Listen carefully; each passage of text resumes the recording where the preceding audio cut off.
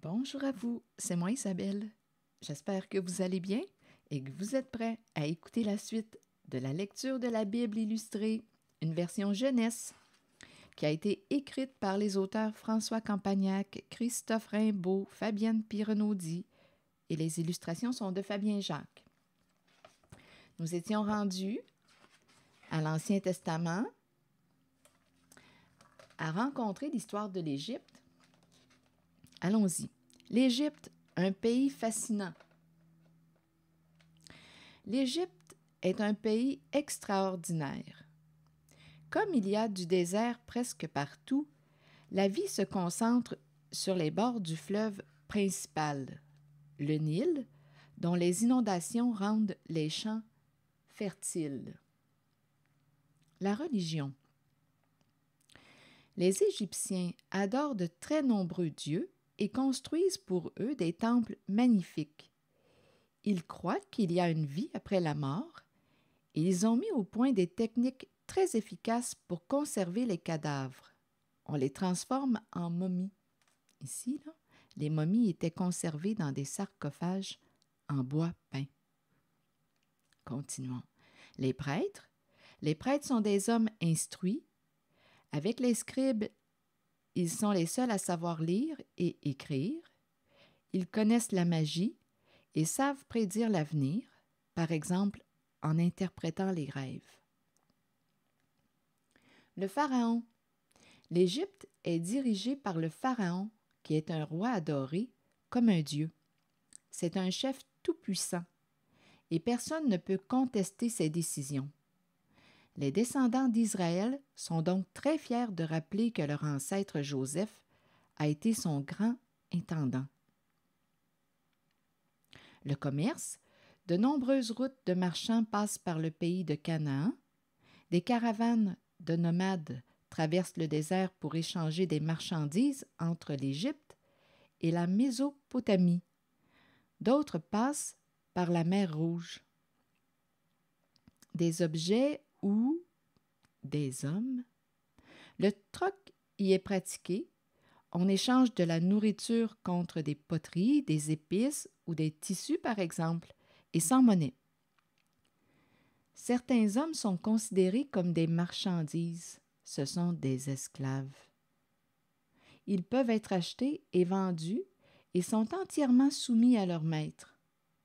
On peut être esclave de naissance ou le devenir, par exemple, quand on a été fait prisonnier à la guerre ou quand on a des dettes impossibles à rembourser.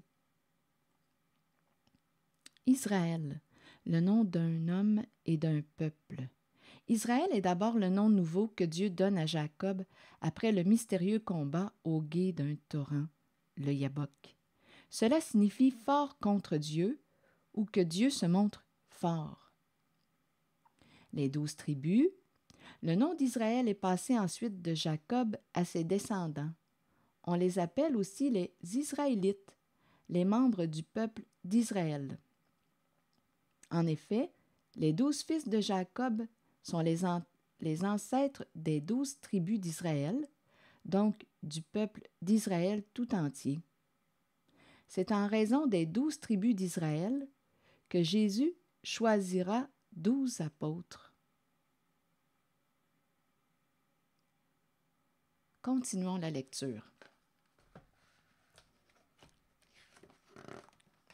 L'Exode, la sortie d'Égypte. En Égypte, les Hébreux sont réduits en esclavage et souffrent de la misère. Mais Dieu ne les abandonne pas et sous la conduite de Moïse, il les fait sortir d'Égypte. C'est cette sortie que raconte le 2e livre de la Bible, le livre de l'Exode. Ce nom signifie « sortie ». Allons-y. Un bébé au fil de l'eau.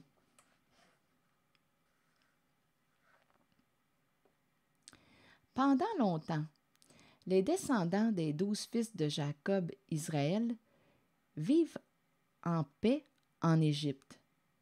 Mais un nouveau pharaon monte sur le trône.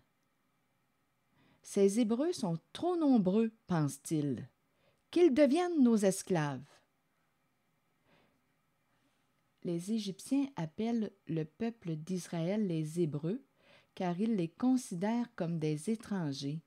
Et le nom de Moïse vient d'un verbe hébreu qui signifie tirer. Poursuivons.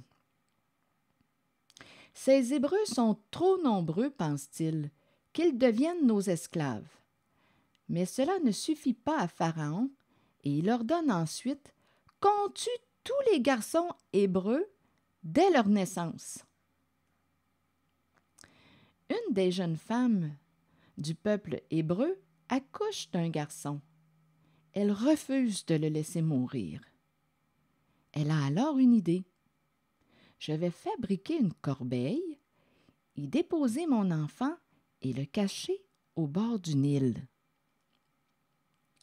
La fille de Pharaon descendit au fleuve pour s'y baigner, tandis que ses suivantes se promenaient sur la rive. Elle aperçut la corbeille parmi les roseaux et envoya sa servante pour la prendre. Elle l'ouvrit et elle vit le bébé. C'était un petit garçon. Il pleurait. Elle en a eu pitié et dit « C'est un petit Hébreu ». La sœur de l'enfant dit alors à la fille de Pharaon « Veux-tu que j'aille te chercher parmi les femmes des Hébreux une nourrice pour allaiter le bébé ?» La fille de Pharaon lui répondit « Va ». La jeune fille alla donc chercher la mère de l'enfant. La fille de Pharaon dit à celle-ci « Amène ce bébé et nourris-le. C'est moi qui te donnerai ton salaire. » Alors la femme emporta l'enfant et le nourrit. Lorsqu'il eut grandi, elle le ramena à la fille de Pharaon, qui le traita comme son propre fils. Elle lui donna le nom de Moïse, en disant « Je l'ai tiré des eaux.